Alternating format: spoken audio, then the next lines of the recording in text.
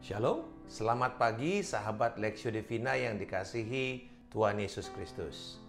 Menyambung bahasan kita tentang bebas dari rasa cemas, di mana ada 6 faktor yang menjadi penyebab kecemasan, khawatir, ketakutan di kalangan orang percaya, dan itu semua ternyata karena gagal paham terhadap keberadaan Allah. Kita akan melihat kepada faktor yang kelima dari penyebab kecemasan, yaitu gagal paham terhadap Allah sebagai Bapa. Lukas pasal yang ke-12 ayat 30 sampai dengan 31. Semua itu dicari bangsa-bangsa di dunia yang tidak mengenal Allah. Akan tetapi, Bapamu tahu bahwa kamu memang memerlukan semuanya itu. Tetapi carilah kerajaannya, maka semuanya itu akan ditambahkan juga kepadamu. Allah memiliki prioritas di dalam hidup orang percaya, dan Dia berjanji untuk menyediakan segala yang kita perlukan dalam prioritas itu.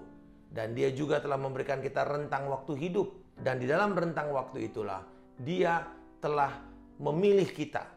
Preferensi Allah ada pada kita, dan sekarang kita ada di dalam naungan kebapaannya. Dan ini semuanya berurutan dan terkoneksi satu sama lain. Dalam kesempatan pembicaraan Yesus dengan murid-muridnya, inilah kesempatan pertama Dia berbicara tentang Allah sebagai Bapa.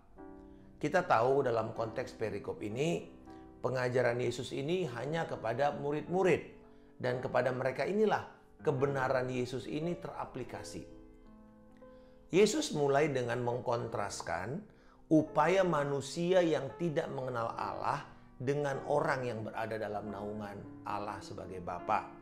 Kepada orang yang tidak mengenal Allah dikatakan mereka itu berusaha dengan sangat keras. Yesus memakai kata semuanya itu dicari oleh bangsa-bangsa yang tidak mengenal Allah. Kata dicari di dalam bahasa Yunaninya epizeteo, artinya ngoyo kalau orang Jawa bilang, yaitu berusaha dengan sangat keras untuk mendapatkan apa yang dia cari. Dan di dalam upaya ini seringkali karena begitu kerasnya perjuangan, tidak ada proteksi sama sekali, tidak ada jaminan sama sekali, maka manusia itu akan bertarung. Dan kita kenal istilah homo homini lupus, manusia menjadi serigala kepada sesamanya. Karena untuk merebutkan lahan misalnya dalam sebuah area perdagangan atau tempat atau kebutuhan hidup, atau misalnya kalau kita tahu ada sesuatu yang langka, kita bisa lihat ketika air itu datang atau minyak itu datang atau beras itu datang, orang rebutan dan saling tarik menarik. Ini memperlihatkan tidak adanya rasa aman dalam manusia. Karena Allah tidak sebagai Bapa dalam hidup mereka.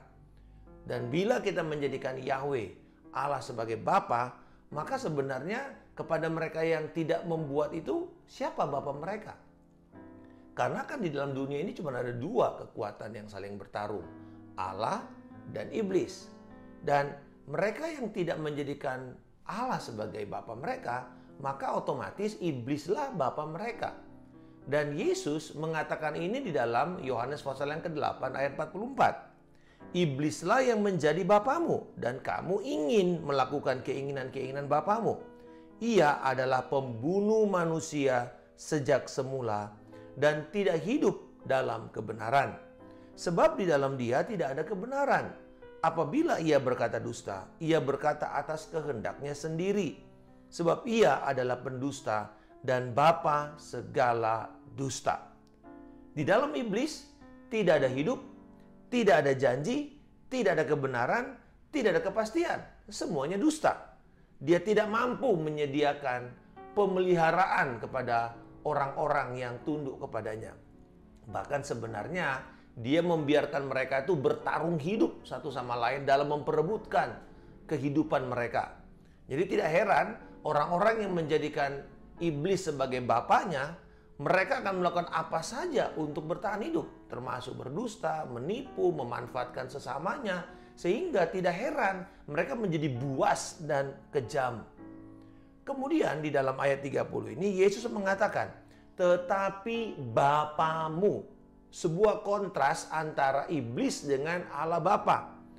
Dikatakan Allah Bapa mengetahui semua yang kamu perlukan. Kamu memerlukan semuanya itu, dia tahu. Dia tahu kita memerlukan makanan, pakaian, kesehatan. Dia tahu kita memerlukan semua kebutuhan jasmani kita. Bapamu mengetahui. Ini kuncinya. Jadi di sini bukan masalah siapa yang lebih mengasihi, siapa yang paling banyak sumber, siapa yang paling banyak simpati, atau siapa yang paling memberikan belas kasihan. Bukan, sederhana sekali kok masalahnya. Siapa yang mengetahui?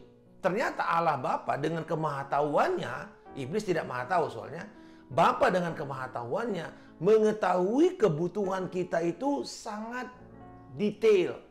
Jadi kalau begitu, apalagi yang membuat kita khawatir dan ragu untuk mengikuti dan tunduk kepada Allah? Mungkin memang kita tidak ragu bahwa Dia sanggup memenuhi kebutuhan kita.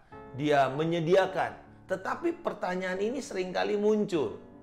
Kira-kira Tuhan tahu nggak ya persisnya yang saya perlukan? Tahu nggak Dia ya rumah yang kami perlukan? Kendaraan seperti apa yang kami butuhkan? Atau bagi yang belum menikah, nanti seperti apa pasangan hidup saya? Nanti kalau saya minta sama Tuhan, Tuhan kasih yang lain, Tuhan kasih yang jelek, Tuhan kasih yang tidak sesuai dengan keinginan saya, lah gimana? Saya sudah percaya kepada Tuhan. Nah ini muncul. Padahal kita itu terbatas pengetahuan kita. Dia lebih tahu kita daripada diri kita sendiri. Jadi sebenarnya jawabannya, ya Tuhan pasti tahu apa yang kita perlukan. Bahkan sangat detail yang kita sendiri belum terungkap. Dan Dia bukan cuma punya sumber untuk memenuhi kebutuhan kita, Dia juga memiliki kemampuan dan Dia tahu dengan pasti semua yang kita perlukan. Sebagai ayah ya, kita punya tanggung jawab menyediakan, melindungi, dan juga kita mengetahui kebutuhan anak-anak kita. Dan saya yakin sekali bila anak saya minta kepada saya sesuatu, bahkan kalau itu detail yang dia rinci, saya lebih senang karena dia akan mendapatkan apa yang dia perlukan dan saya menyediakan sedapat mungkin, semaksimal mungkin. Tetapi bila dia belum tahu, saya yang lebih tahu apa yang aman buat dia, apa yang sehat buat dia, apa yang baik buat dia. Dan seringkali itu yang kita belum paham sama Tuhan.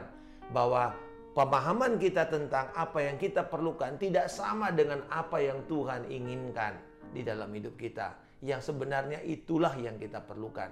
Seringkali kita masih sulit membedakan antara yang kita inginkan dan yang kita perlukan. Tetapi Allah pasti menjawab semua yang kita perlukan. Bagaimana kita bisa memperoleh keyakinan ini? Sehingga kita tidak perlu takut, kita tidak perlu khawatir, cemas. Kuncinya ada di ayat 31. Tetapi carilah kerajaannya, maka semuanya itu akan ditambahkan juga kepadamu. Dengan kata lain, Yesus mau mengatakan, fokus kamu janganlah kepada makanan, pakaian, kebutuhan jasmani, hobimu, memuaskan keinginanmu atau hiburan. Jangan itu fokusmu. Jangan itu yang mendominasi pikiranmu. Apa yang harusnya mendominasi pikiran kita atau fokus kita? Kerajaannya. Apa yang Tuhan inginkan, yaitu kerajaannya. Dan ini paralel dengan Matius 6 ayat 33. Tetapi carilah dahulu kerajaan Allah dan kebenarannya, maka semuanya itu akan ditambahkan kepadamu. Kerajaannya dan kebenarannya. Berbicara mengenai Injil, keselamatan jiwa-jiwa, Kristus Yesus sebagai fokus dan pusat kita. Jadi pada waktu kita membuat kerajaan Allah sebagai fokus, maka hidup kita akan digiring ke arah hidup yang menyembah Tuhan, melayani, memberitakan Kristus, hidup dalam ketaatan kepada firman, mengejar kebenaran, kesucian hidup, dan kasih kepada Tuhan dan sesama kita. Rasul Paulus memberikan kepada orang percaya langkah yang praktis bagaimana membuat semua itu menjadi prioritas kita. Kolose 3 ayat 1 dan 2. Karena itu, kalau kamu dibangkitkan bersama Kristus, carilah perkara yang di atas, di mana Kristus ada, duduk di sebelah kanan Allah. Pikirkanlah perkara yang di atas, bukan yang di bumi. Bila kita mencari dan mendahulukan kepentingan kerajaan Allah, kita bisa sebenarnya menikmati apa saja yang akan Tuhan berikan kepada kita tanpa merasa bersalah.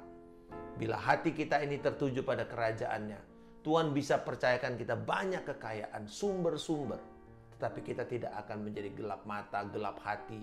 Tetapi kita akan justru menjadi bendahara yang setia.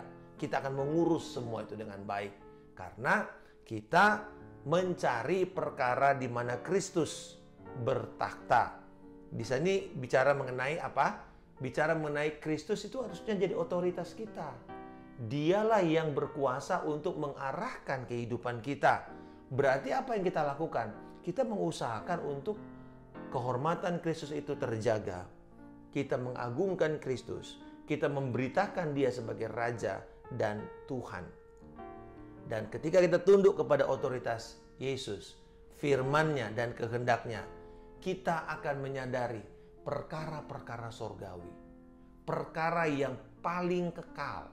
Dan seumur hidup kita bukan hanya sekedar mengurusi semua kebutuhan fisik, tetapi apa yang kita pikirkan setelah kita mati. Karena itu yang kekal dan panjang sekali. Itulah yang menentukan kehidupan kita seterusnya.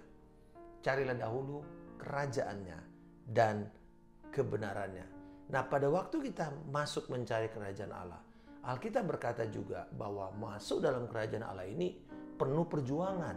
Lah Pak, kan kita sudah terima Yesus, kita ada dalam kerajaannya. Betul, tetapi untuk masuk dalam kerajaan Yesus mengatakan ada perjuangan keras. Apa perjuangan keras itu? Karena begini, masuk dalam kerajaan Allah itu memerlukan perjuangan keras sebab kita harus menanggalkan keegoisan, keakuan kita, kesombongan, keinginan daging kita. Masuk dalam kerajaan Allah memerlukan pertobatan, penyangkalan diri, memikul salib, bersedia berkorban. Ini kan tidak mudah bertobat. Apalagi kalau kita lagi sombong. Nggak bisa kita bertobat. Nggak bisa kita mengampuni semudah yang kita pikirkan atau kita ucapkan. Masuk dalam kerajaan Allah itu perlu perjuangan karena kita harus membangun sikap yang senantiasa haus dan lapar akan Allah. Yang cepat berduka kalau dosa itu menyerang kita. Tidak kita enak-enak, tenang-tenang, kita malah berduka atas itu. Dan kita juga memiliki kerendahan hati dan sikap yang lemah lembut. Marilah saat ini, kalau kita sadar bahwa kerajaan Allah itu memerlukan perjuangan keras selama kita hidup. Jadikanlah ini obsesi kita, fokus kita. Seluruh pikiran kita terdominasi oleh kerajaan dan kebenarannya. Maka semua itu tadi Tuhan akan tambahkan kepada kita. Marilah kita merangkul Kristus dan kerajaannya. Merangkul Injil yang hidup di dalam kita. Karena hanya dengan cara inilah kita bisa mengerti bahwa Allah adalah Bapa kita. Terima kasih Bapa di surga. Engkau bukan saja sanggup dan memenuhi segala keperluanku. Engkau bukan saja memiliki seluruh sumber-sumber yang ada di dunia ini. Tetapi Engkau mengetahui sedetail mungkin apa yang aku perlukan. Semua yang aku perlukan. Aku tidak perlu takut Engkau akan salah pilih untuk setiap kebutuhanku. Tuhan, terima kasih untuk jaminan ini. Tolonglah aku untuk terus mencari dan masuk dalam kerajaan-Mu. Merangkul Kristus dan Injil dalam hidupku. Di dalam nama Tuhan Yesus Kristus, aku telah berdoa dan mengucap syukur. Haleluya. Amin. Salam kemenangan. Saya Pendeta Markus Simanjuntak.